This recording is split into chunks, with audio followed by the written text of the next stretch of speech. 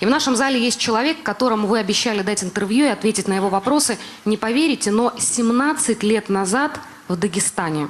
Слово нашему коллеге Аликберу Абдулгамидову из Дагестана.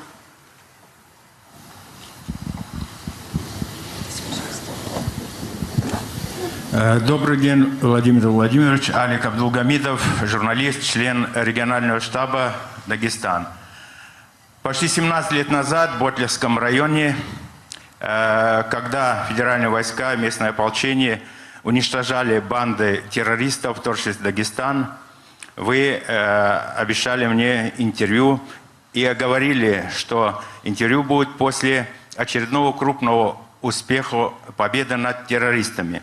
Я думаю, информационный повод сейчас наступил, имея в виду события в Сирии, удачная операция российских войск.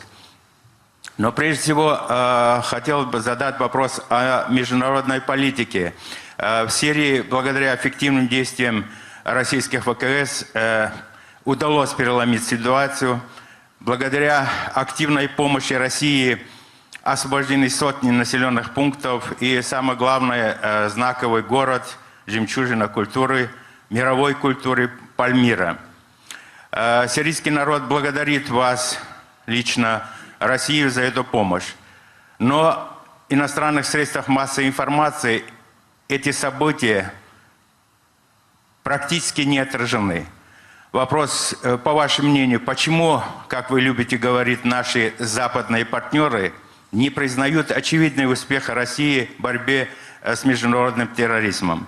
И еще, Владимир Владимирович, пользуясь правом старого знакомого, хотел озвучить еще один вопрос, потому что мы, горцы, терпеливые люди, но еще 17 лет ждать встречи, чтобы продолжить интервью, немножко тяжеловато. Вопрос тоже имеет отношение в какой-то степени к экстремизму, терроризму. Речь идет о качестве образования, речь идет о коррупции. Скажем, в Дагестане более 1100 школ, из них только 40% находятся в типовых зданиях. Остальные – это приспособленные здания, остальные здания, которые нуждаются в капитальном ремонте. Чтобы наглядно представить, скажу, что школа, где я учился, в Магарамкентском районе на границе с Азербайджаном, где вы были неоднократно на заставах, это здание конфискованное из зажиточного кулака, помещение животноводческой фермы, где почти 100 лет дети учатся. Но находятся патриоты, люди состоятельные, которые берутся строить из школы за свой счет. И они сталкиваются с серьезными проблемами. Один из таких людей обратился ко мне как члену штаба. Он взялся строить за свой счет в сельской местности 2 школы. Рассчитывал, что за одну школу он получит господдержку, а другую он подарит муниципалитету. Но как только он заложил фундамент, как на мед налетают пчелы проверяющие. Только за 2 года 19 различных структур, от счетной палаты до УБЭП. По сути, вся работа строительно-монтажного управления парализована. И он вынужден почти 80% сотрудников уволить. И в этой истории вот так в регионах реализуется частно-государственное партнерство. Поэтому второй вопрос. Какие меры на федеральном уровне принимаются, чтобы борьба с коррупцией не превратилась в доходный бизнес? Спасибо. Давайте начнем с главного, все-таки с образования. И проблема недостатка школьных зданий, сооружений, она известна. На федеральном уровне мы можем и должны помогать, но вы с нами хорошо знаете, что школьное и дошкольное образование – это прежде всего уровень ответственности субъектов Российской Федерации. Но, тем не менее, у нас есть программа по дошкольным учебным заведениям, ну, по сути, по детским садам. И она при всех сложностях исполняется. Более того, я уверен, что мы доведем ее просто до тех изначальных показателей, которые были заложены при начале этой работы по всей стране. В таких республиках, как Дагестан, где очень высокий уровень рождаемости, с чем мы вас и поздравляем, и это очень хорошо, наиболее остро стоят, конечно, вопросы, связанные со школьными зданиями и сооружениями. Конечно, дотационным субъектам нужно помогать, и правительство Российской Федерации принимало соответствующие решения. И сейчас мы тоже думаем, несмотря на все бюджетные ограничения, что можно сделать для того, чтобы вот эти демографические проблемы и демографические скачки снивелировать, и чтобы они не отражались на качестве подготовки школьников. В Дагестане, к сожалению, это и тоже известно, ряд школ, много школ работает даже в 3 смены, не в 2, а в 3. Будем вместе с руководством Дагестана добиваться того, чтобы эту остроту хотя бы в ближайшее время снять. Я сейчас не буду приводить цифры, потому что это отдельная тема. Если вопросы по экономике будут, мы поговорим. Но здесь нам нужно действовать очень аккуратно, чтобы не нарушать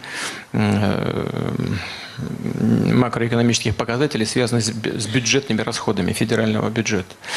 Но, тем не менее, вопрос чрезвычайно важный, и будем это делать. Что касается частно-государственного партнерства, ну, что можно сказать?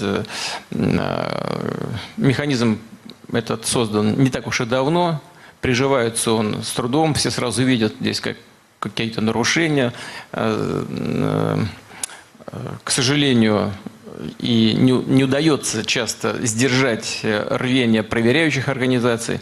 Вы наверняка за этим следите. Мы каждый год принимаем решения, связанные с созданием более благоприятного делового климата в стране, в том числе связанного с избыточными функциями контрольных органов и организаций. Вот в очередной раз, я совсем недавно встречался с бизнес-сообществом, тоже говорили об этом. Сейчас не буду говорить о целом наборе мер, которые предполагается внедрить дополнительно для того, чтобы ограничить аппетит проверяющих. Но в то же время мы с вами и это понимаем, деятельность, особенно в области школьного образования, всего, что связано с детством, все-таки должна находиться под известным контролем со стороны государства. В данном конкретном случае, конечно, я не могу точно и ясно сейчас сказать, что там происходит, но обещаю вам, что с руководителем республики я переговорю на этот счет. Уверен, что он человек опытный, сам в недавнем прошлом преподаватель высшей школы разберется, и мы думаю, что эту конкретную проблему закроем. Вот по поводу первого вопроса, связанного с нашими действиями в Сирийской Арабской Республике, сказать, что там наступил какой-то коренной перелом, все-таки об этом говорить рано. Но то, что мы выполнили свою задачу, это очевидно. А в чем заключалась наша задача? Наша задача заключалась прежде всего в том, чтобы укрепить государственность Сирии и